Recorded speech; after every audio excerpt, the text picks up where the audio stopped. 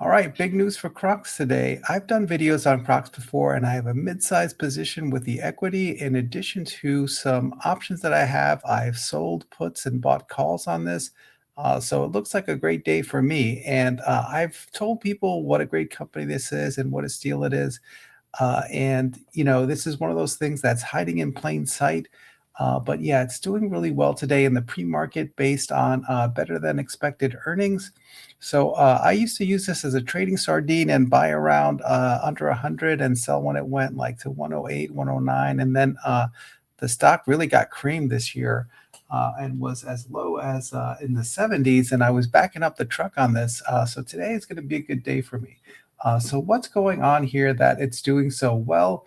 Well, basically, as I said, the earnings came out and they were much better than expected. And, still some problems with Hey Dude, which is a mistake that they made, overpaying for a brand that was a fashion brand for shoes and just moving away from their core competency, which is injection molded, ugly plastic shoes. But here it is, a strong quarter. And here's great news. They repurchased 577 million shares in 2025. So that's about 10% of all their shares outstanding.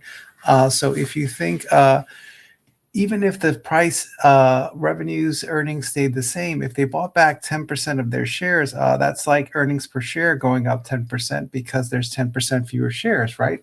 So it's not out of the woods yet. There's still some weakness with Hey Dude, which, as I said, was probably a mistake for them to buy.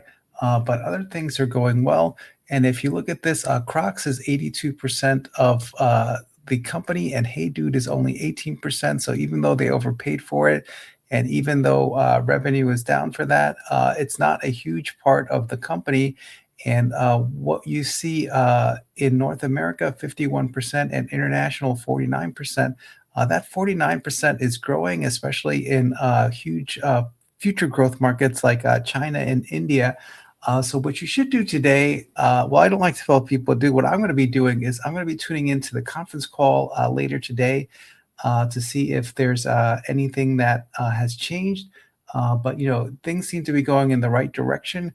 I did start buying this last quarter, as I mentioned. Prior to that, I just traded in and out of, but I started buying it when the price really tanked, and I saw the company was hated by everyone on Wall Street, and people on Wall Street are stupid and they're sheep. And if they are doing one thing, you might want to think about doing the opposite.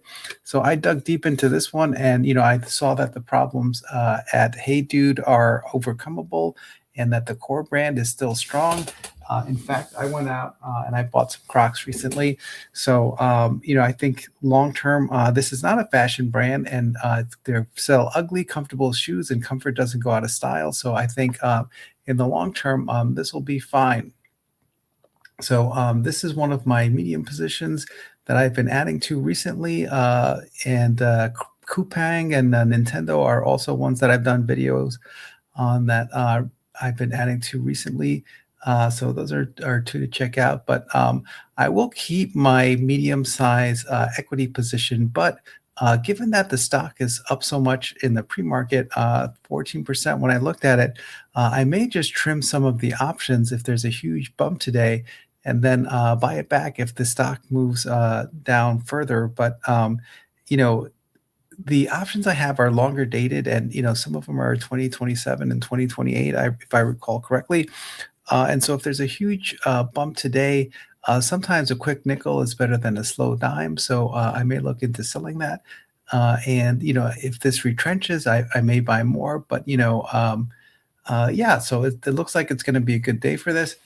So as I mentioned, if you see the mature markets like the US and South Korea and the UK, they're fine, but more than or almost 50% of their revenue is from these emerging markets like China and India, and I think they'll do really well there. And I wasn't kidding about buying Crocs. I have two pairs, and then when they were up, I buy two more pairs. So it's almost like I have a subscription to Crocs. And I recently bought these uh, anniversary edition ones, and they're Crocs with the little Crocs logo on them. So they're Crocs with Crocs on them. It's very meta. but it's a great company. And my nieces and nephews like the little Crocs with the giblets on them that you add, and you can sort of express your individuality with them. And apparently, that's very huge in China. People love that. So China is a very small part of their market right now, but it's growing gangbusters. So that could be a huge potential new market for them.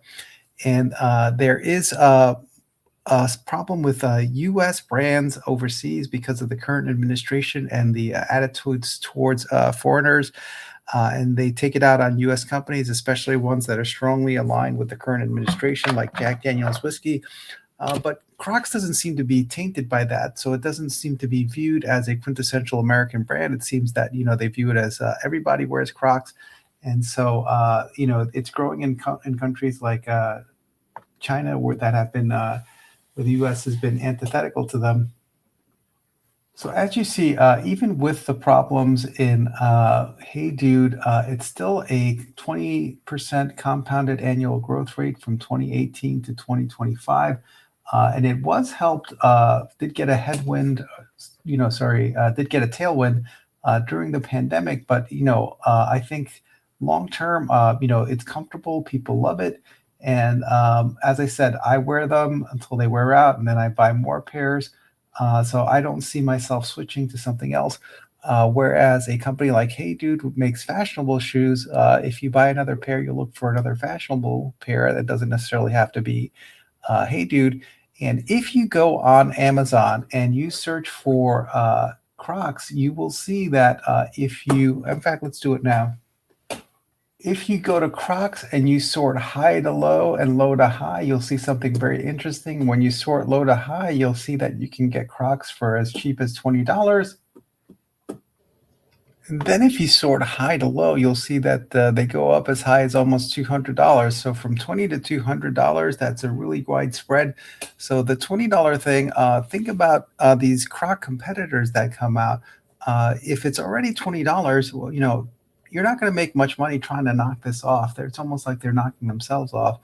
And so, why bother trying to save $5 if you can get genuine Crocs for $20? On the high end, I'm sure they're making a lot on those almost $200 Crocs, right?